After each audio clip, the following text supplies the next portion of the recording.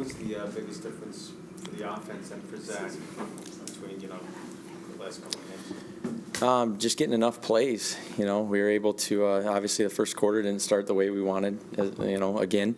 But once we were able to get enough plays and kind of get in some sort of a rhythm, then all of a sudden you can kind of see the offense that we want to run come out, where there was a mix of the run and the play pass. Yeah, we didn't have the stats with the run, but we did get enough carries to keep the defense honest with it, and some opportunities to move, get out of the pocket and play football. One thing that I'm still trying to figure out with Zach and trying to get him comfortable is, what's the balance between getting a quick short completion as opposed to letting him just go right away, and every quarterback's a little bit different with that I've been around. So that'll still just be a work in progress to see how we can get him in a rhythm, right from the get-go. Like he seems to be, his deeper down the field balls he seems to throw them maybe with a little more confidence. Is he still getting used to, I don't know, using a golf term, kind of distance control a little bit? With the shorter stuff, have you noticed? Yeah, his pace on the ball, so to speak. Sure, yeah, and it's just it's going to be a process. And I'll keep saying this whole year of just getting used to A, running a whole new offense, B, having an NFL pass rush at you, and C, just new receivers. It was the first time that he's been with Jameson in a while, since really before the Carolina game in the preseason. So Jameson was back in practice and trying to get back into unison with him. And you'd think it's easy, but it's not when you got a million things that you're trying to adjust to in this game. And I think to answer kind of the first part of the question, just with the confidence, down the field, whether he's having in his standard a rough day or a good day, the kid's not going to lose confidence. Mm-hmm. Every play is going to be a new play for him, and he feels like he can make all the throws, and that's where sometimes we got to pull it back and say it's okay to play a little boring here, because these guys are confident too. The defense they're in the league too, trying to make plays. So just as a follow, it also seems to be impressive that he is not, obviously young quarterbacks are trying to avoid that mistake and the turnovers, and obviously he had the picks early, they started. It seems like he's unafraid to let it go down, instead of maybe kind of curling up a little bit and checking down. Totally, and it's like he didn't have any plays where it was within the timing of the play, the timing of a drop back play, where he made too many poor decisions and put the ball in harm's way. What he's still adjusting to is just when it goes a little bit off schedule and the pocket collapses and he has to go, just with how fast NFL defenses and defenders move, what he can get away with and what he can't, and that's been something that he's been working through since really rookie minicamp. You talked about confidence and all that. Is there some of that from a coaching standpoint at play too, having confidence in his decision making as far as going short, going long? Because Robert joked with us when he was pointing downfield, Zach was pointing down, it was like, no, and that kind of thing. What were you thinking, and does that come into play, that confidence? Yeah, as a coach?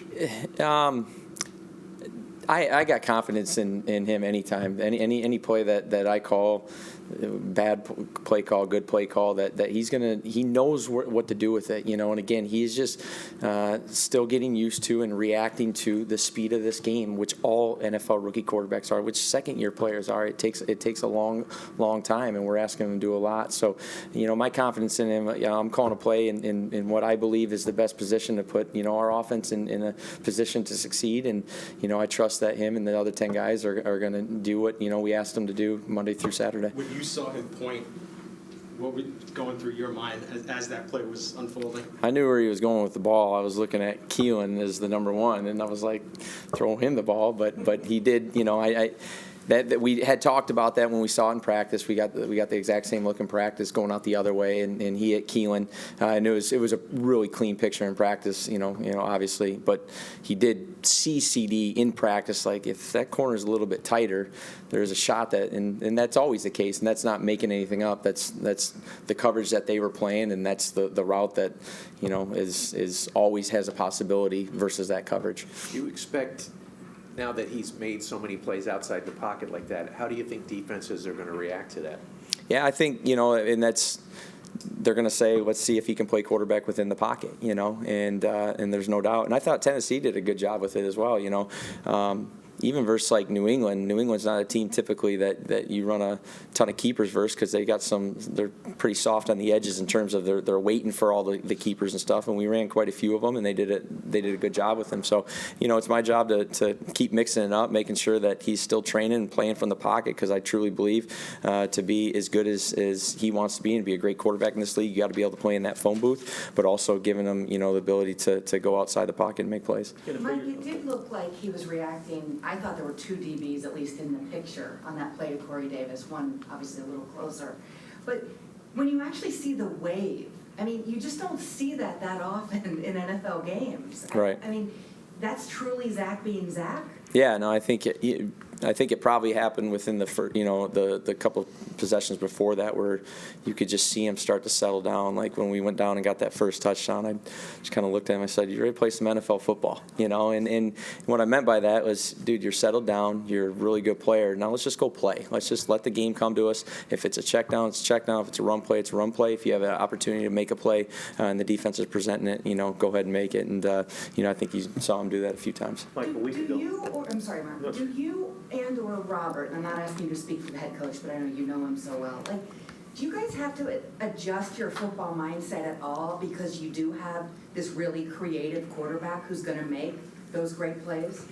Yeah, I mean, I think just, adjusting to the players that you got, no matter what the position is, whether that was, and I wasn't there, but let's just go to RG3 in 2012. That wasn't a system that the Redskins, ran up until they got him, and they want to maximize his skill set, and then just all the other quarterbacks down the line. Matt Schaub, very, very good quarterback in Houston, but wasn't going to run that. So you try to maximize the guy's talents, and again, that goes across the board for any of the positions. Like a week ago, we sat here talking to you about the little amount of points you were scored and how good Zach was looking in practice, but it wasn't showing with the results on the field. Now you have what you did Sunday. Can you speak to the importance of getting some of that positive reinforcement and seeing that on a Sunday rather than Monday through Saturday, so to speak, and what could that Totally. going forward? Yeah, confidence and all that's contagious, in terms of just how you approach the meetings and the practice film. Just seeing that all the work you put in, paid off on that Sunday and got a W. It's so hard to win in this league, and I was just so happy for the guys, the whole team, the offense, but really just the whole team for this organization. And these guys are trying to change a standard and a culture, and they've put in a lot of work, and people don't see it on Monday and Saturday, and I understand that. It's all about, the results and what you do on Sunday. It's a results-driven business, but I was just so proud of those guys, and it was really fun to be a part of and just see how happy those guys were. But at the same time, it's to bed now. It's Thursday, and I forgot I even had this today because everything has been London and Atlanta, and I don't even know what day it is right now. So it was cool for those guys post game, but they've moved on. It's time to turn the page and continue to build, because there's a lot of things that we need to clean up. Did it mean anything to you, because you were in here last week talking about it's on me, everything is on me? Did it mean anything to you that the offense was able to, do what they did second quarter on? No, I truly mean it. Like what I was happy about was just to see those guys have success, And again, it was a struggle initially. And what I told them the night before was, guys, there's no 40-point play. It's not like we're just going to explode in the first series and be up 40-0. It's going to take all 60 minutes. I don't know if it's going to happen in the first series, second series, halftime, whenever. Just keep plugging away. And once we kind of get a drive going, we'll see it. It'll loosen up, all right, and our offense will, come out. And it did on that Sunday. But it's a whole new opponent this week. And again, there's as good as it was to win, and you're never going to apologize for a win. There was so much when we went back. It's myself in terms of, again, the execution. It's not near where it needs to be. Some of it to be expected, but at the same time, no one wants to wait for year 2 or 3. We want to get it done right now. And again, that's where I put it on me in terms of the execution, that it's not quite there. In preparing for London, what's been the biggest challenge that you face and the offense faces with the travel and everything that goes into it? I guess just the adjustment. I've never gone. There's Ron Middleton on our tight end coaches. He's going on his 7th. I talked to Nate Hackett last night, who's obviously the offense coordinator with the Packers, who's in Jacksonville, who's been there quite a bit. So I've got some advice. Jamison Crowder's played there, so we're just all kind of trying to gather it up. There's 53 guys going and a staff, and the same thing for them. So we're all it's all level. It's all the same playing field, you know, and we'll just, you know, follow our performance staff and Sala, and you know, we got our plan in, and to me, it's, you know, we're just going to play in a different stadium. I get there's a time change, but we're going to play football, and we got a job to do.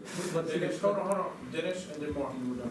One thing that struck me with Zach after the game, right after when we talked to him, he was focused on some of the things he didn't do, despite the win and despite playing pretty well overall. Is that a good sign as far as you're concerned as a coach, just kind of knowing that he knows he did enough to win, but he knows he could do a lot more? Yeah, I absolutely love it. But at the same time, as we were texting that night, it was like, hey, do enjoy this too. This was not easy, and yeah, you're sitting there, you know, worried about all the plays you didn't make, which is the same thing. It was like, why did I put him in that position with this play call or that play call?